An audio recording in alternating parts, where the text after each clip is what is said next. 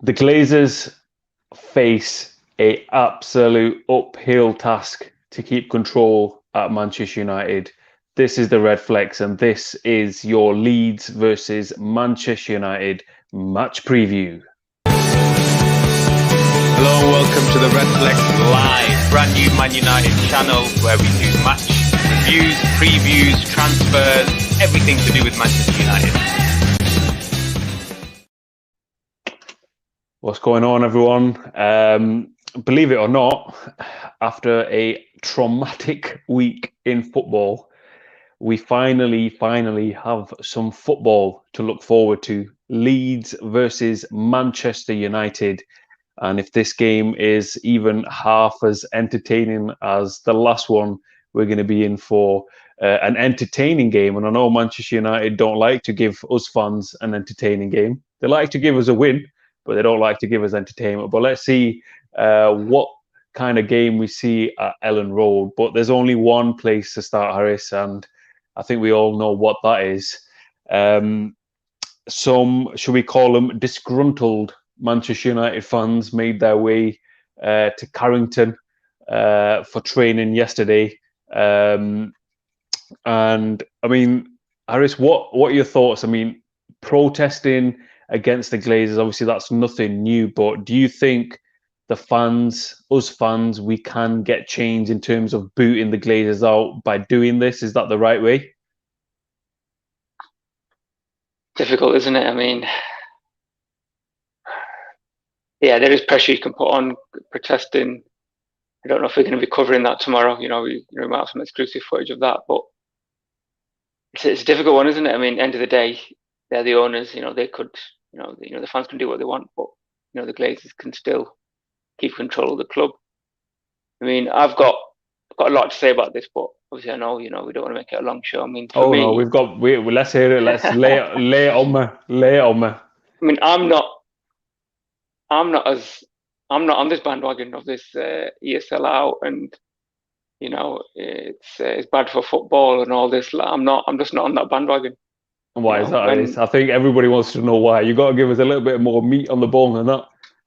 I mean, look, UEFA and FIFA are the two biggest corrupt organizations probably in the world. Let's forget about sporting organizations. These are the biggest, most corrupt organizations in the world, and that's been proven time and time again. Sepp Blatter, and we had other guy, I forgot his name, Platini.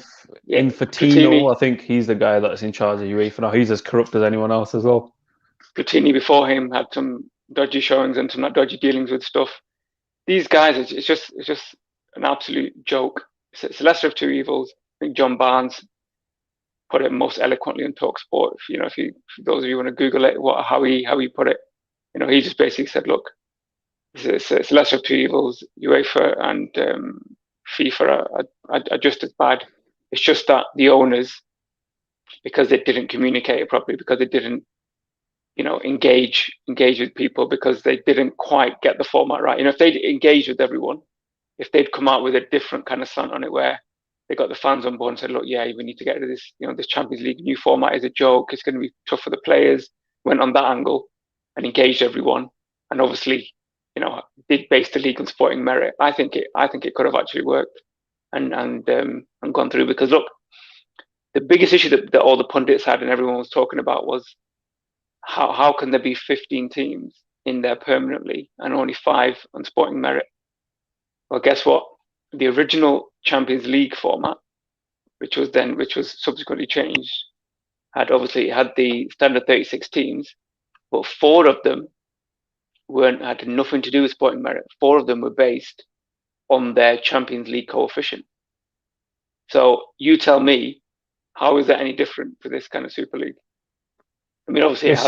It has, the other 32 teams are obviously based on merit, whereas in the Super League it wasn't. But they've still got the element of allowing teams to come in who, like, for example, Liverpool, like this season, finished 7th, 8th, but because they've been in the final, they've won it the year before, they would, if the Champions League was to start on that format next year, Liverpool would get in it. And whoever finished 4th, whether it was West Ham or whoever, wouldn't. Absolute farcical. It's absolute joke. This 10 It's 10 games, Swiss format. One league of 36.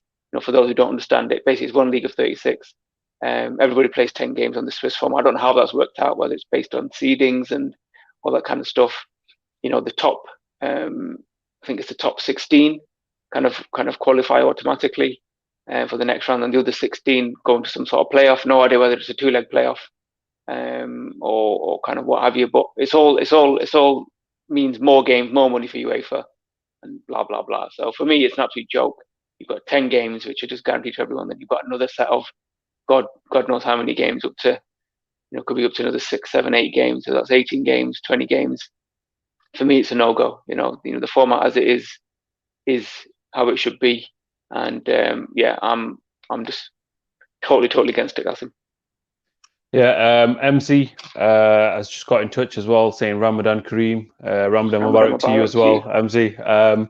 There's some. I'm not going to lie to you. Today was an absolute slog of a day. It's probably one of the most difficult ones. Yeah, but Qasim, are we going to tell the viewers why it was a slog? We will shortly. MZ has just come up and said, are we going to be attending the protest tomorrow? So we do actually have a little bit of news about that. MZ, bro, the RedFlex is going to be there. That's what you need to know. The RedFlex will be at that protest. There are some rumors.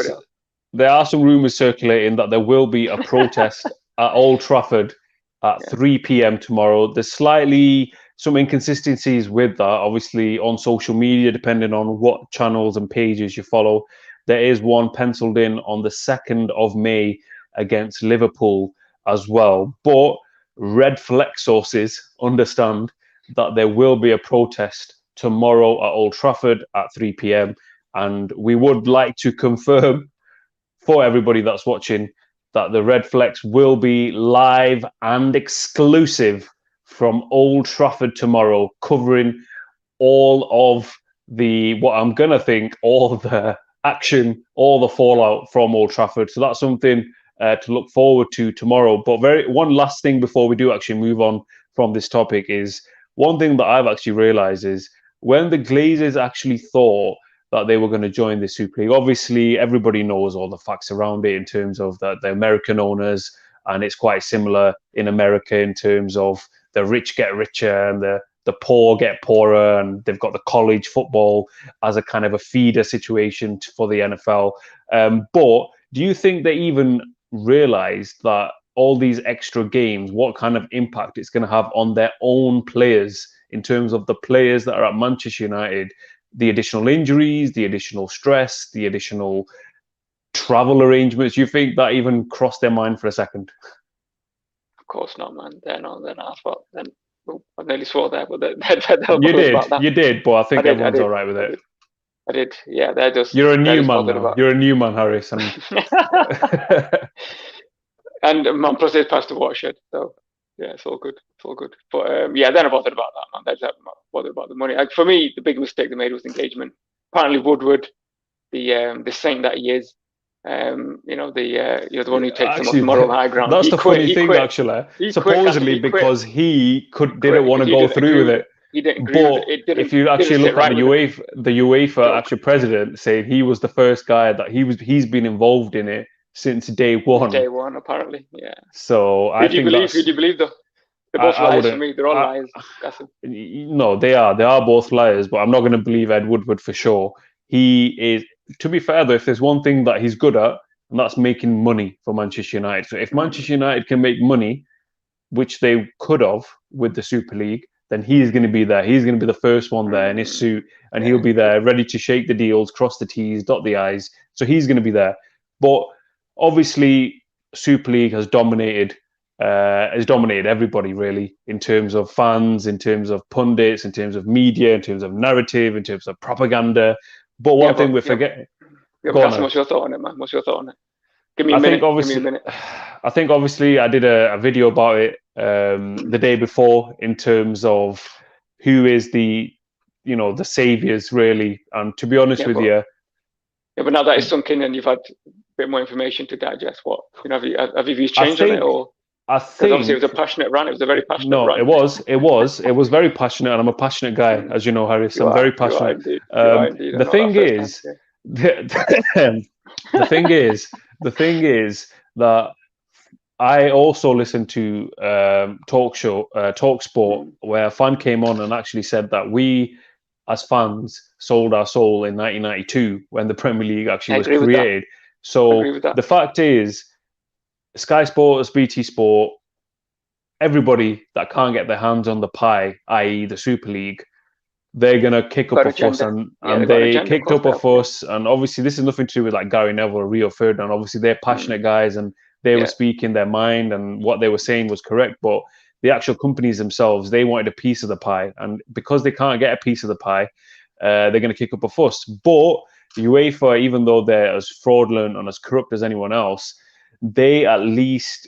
distribute, the funds a little bit better in terms of they make sure that everybody gets, a little bit, a little slice of the cake. So if I have to choose any one of them, then it obviously has to be UEFA because there's an element of fair play involved with how they can, carry on with their business. MZ's actually put a comment here. He says, a little bit off topic, but credit Ole for bringing back togetherness in that dressing room and building a good relationship with players. Because I saw Jorginho's comments about Lampard today, not so good. Talking about Ole Gunnar Solskjaer, obviously, Harris, I know that you were there at the press conference. Well, not physically there at the press conference, but you've seen the press Could have conference. been. You might have been. I expect you to be there, but I don't know. One thing that I really enjoyed about the press conference is the way that Ole Gunnar Solskjaer actually carried himself, the way that he spoke, the way that he separates, private issues and public issues.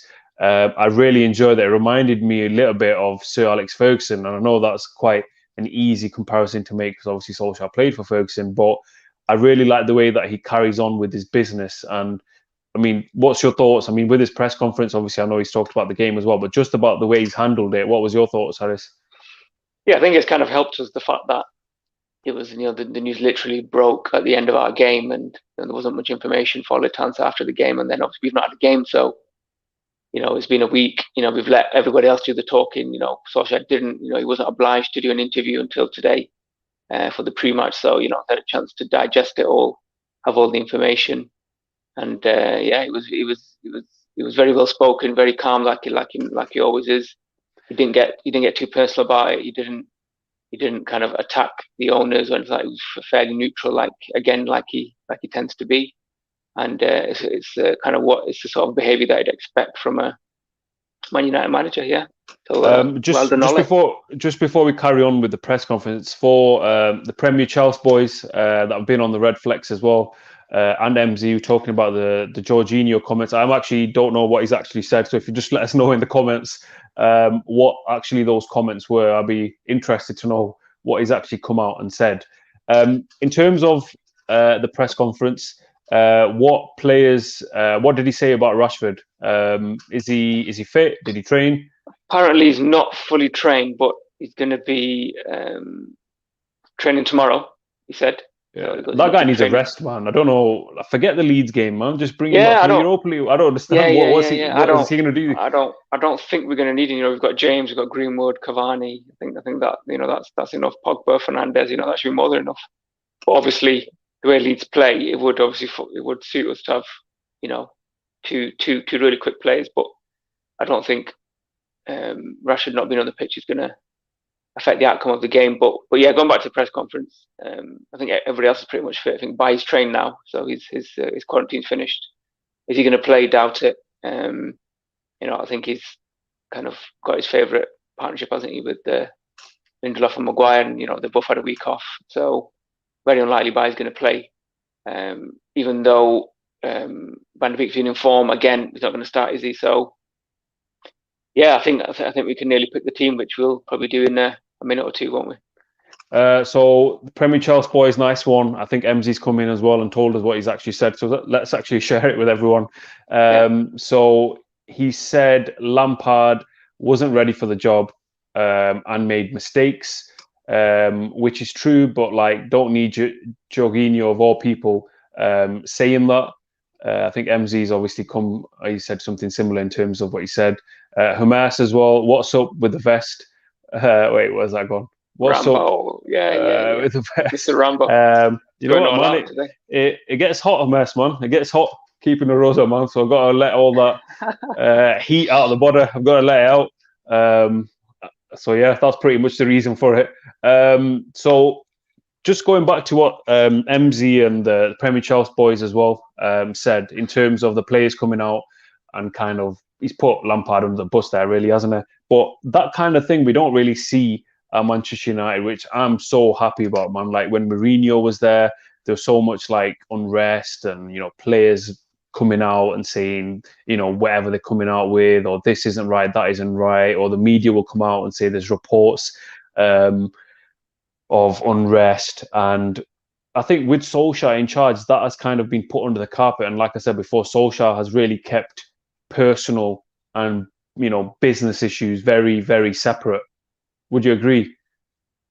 Yeah, I think he's always been good at that, hasn't he? He's always, you know, he's never, you know, kind of like threw the players under the bus. He's never publicly criticised or called out anyone. And I think the players kind of respect that. Obviously, I think the whole Lampard thing is just a little bit surprising because, you know, Lampard's a club legend and you wouldn't expect any player to kind of come out publicly against him. So yeah, it is a bit of a surprise that he's done that. You know, if it was anybody else, I wouldn't be surprised. But the fact that it's Lampard, yeah, a little bit surprising. I do actually want to say to the Premier Chelsea boys, I've been following you guys on Instagram. For anybody that's on Instagram, you should check their page out, because one thing that I did enjoy was the photos of the protest at Stamford Bridge. I think Chelsea have been given a lot of credit for putting an end to the Super League. So well played, Chelsea boys, for that protest. I thoroughly enjoyed it. Supposedly, Florentino Perez said there was only 40 people at Stamford Bridge, and he knew who brought them there. But it looked like an awful. Comment. Yeah. It looked like there was a lot more than 40 people. I mean, what are you making of Florentino Perez? I mean, fair play to him. You know what, it's a bit of a joke, man. No, but he's the only one that's actually come out, put his face on the line, and he's talking about it, right or wrong. But he seems like desperate. Barcelona are desperate. Joan Laporta's come out and said they need the Super League. They're broke, basically. That's what it is, isn't it? Look, the Premier League clubs will eventually recover. Give it a year or two. You know that their finances will hopefully get back to normal at the start of next season. So, but obviously, Real Madrid and Barcelona, it's well documented. They're broke clubs, like living off, living off investors, living off, selling players, buying players. It's all a mess in Spain. And look, you know, it's that farcical. Is that Spanish FA wouldn't dare criticize Barcelona Real because they know they can't afford to. They're the crown jewels. If they're out of that league, La Liga is absolutely worthless. It's a worthless league. More comments here. The Premier Chelsea, we saved football. You could probably argue that. MZ says a couple of United fans joined in at the Arsenal protest.